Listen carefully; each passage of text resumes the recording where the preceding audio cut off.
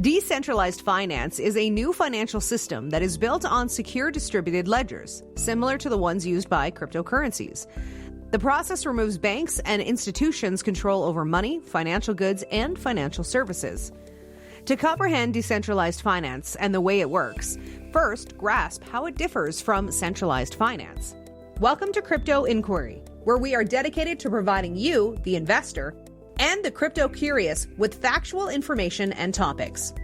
Our goal is to keep you informed to make educated and timely decisions and remove the fog of hidden information. Nothing is meant as financial advice, and always do your own research before investing. Here we are building a community to help each other stay informed and make the most of our financial gains.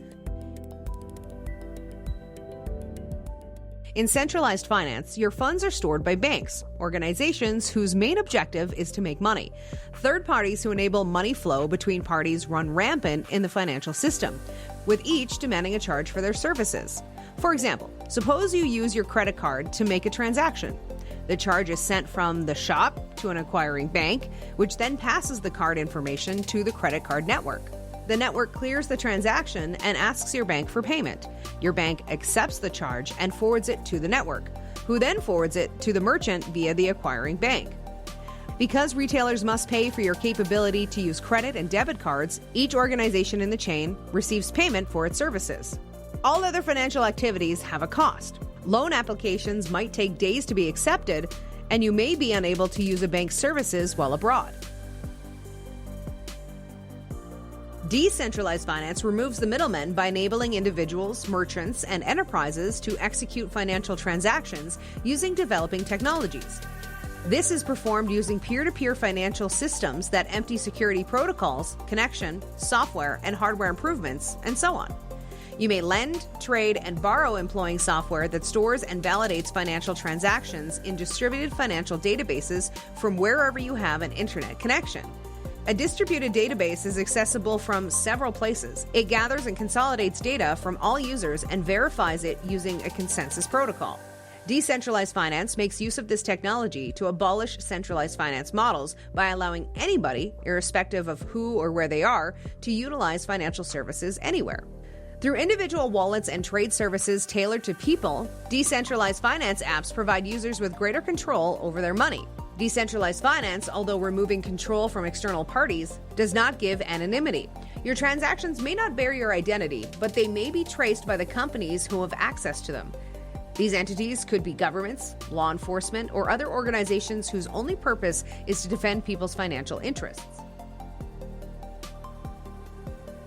Decentralized finance uses the same blockchain technology as cryptocurrencies. A blockchain is a publicly accessible and secure ledger or database. DAPPs are applications that manage transactions and operate the blockchain. Transactions are dominated in the blocks on the blockchain and subsequently validated by other users. If these validators agree on a transaction, the block is locked and encrypted, and a new block with information about the preceding block is generated. The blocks are chained together via the information in each subsequent block, thus the name blockchain.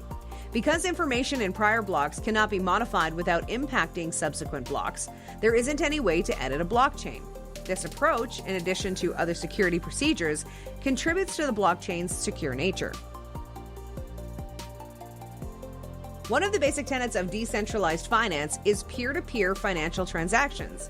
A peer-to-peer decentralized finance transaction occurs when two people agree to trade Bitcoin for products or services without the involvement of a third party. Consider how you receive a loan in centralized finance to completely grasp this. You'd need to apply for one through your bank or some other lender. If you were authorized, you would pay the interest and service charges to use that lender's services. Peer-to-peer borrowing under decentralized finance does not exclude the possibility of interest and fees. However, because the lender might be located anywhere in the world, you will have many more possibilities. DAPPs are decentralized applications. They function similarly to regular applications, but the essential distinction is the fact that they hosted on peer-to-peer network, like a blockchain, utilizing smart contracts. DAPPs cannot be controlled by just one person or entity since they are decentralized. Censorship proof is extremely challenging for governments or influential people to manage the network since there is no singular point of failure. There will be no downtime. The use of a peer-to-peer technology means that DApps continue to function, even if individual computers or sections of the network fail. Blockchain-based, because they are built with smart contracts, they can easily incorporate cryptocurrencies into the DApp's core capabilities. Open-source DApps promote general growth of the DApp environment and enable developers to create better DApps with more interesting or important features. Centralization has aided in the onboarding of billions of users to the World Wide Web and the development of the reliable, resilient infrastructure that support it. Simultaneously, a few centralized companies have a stranglehold on significant sections of the World Wide Web, arbitrarily selecting what should and shouldn't be permitted. Web3 is the solution to this conundrum. Most people regard the internet as a constant cornerstone of modern life. It was created and has only existed since then. However, the web we know today is not what was initially envisioned. To better comprehend this, divide the web's brief history into two parts, Web 1.0 and Web 2.0. Tim Berners-Lee was working on the protocols that would lead to the World Wide Web at CERN in Geneva in 1989. His concept? To develop open, decentralized protocols which enable data to be exchanged from anywhere on the planet. Berners' invention, Lee's commonly known as Web 1.1, originally appeared between 1990 and 2004. Web 1.0 consisted primarily of web pages controlled by businesses, with little to no engagement between users. People seldom generated content, earning it the name read-only web. With the introduction of social media sites in 2004, the Web 2.0 era began. Instead of being read-only, the web morphed into a read-write medium. Companies began to give venues for users to contribute user-generated materials and participate in user-to-user interactions rather than simply giving material to users. As more individuals went online, a few large corporations grew to dominate a significant percentage of the web's traffic and value. Web 2.0 also gave rise to the business model based on advertising. Users could generate material, but they couldn't own it or profit from it. Gavin Wood, co-founder of Ethereum, popularized the phrase Web 3.0 soon after Ethereum debuted in 2014. Gavin outlined a fix to an issue that several early crypto users perceived. The web demanded too much trust.